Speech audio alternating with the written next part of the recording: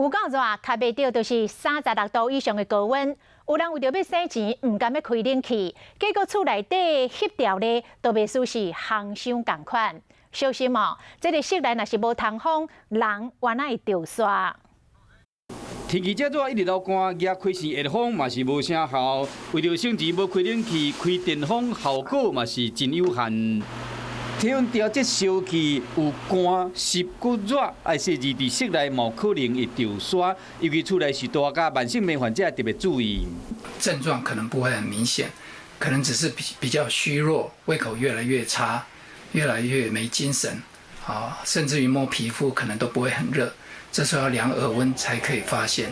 那较严重的有可能人会昏去，甚至会无命。不过你讲开冷气，敢真正就无代志啊？这个温度差很多，然后一下子你外面汗很多，飙汗，然后一进来毛孔是开着，寒气，这个冷气嘛里面有这个寒气就一进来，你会发现哦。胃寒，那甚至有的会觉肌肉酸痛，脉拔起来就会觉得，这个有一点湿气，甚至有一点寒气在里面。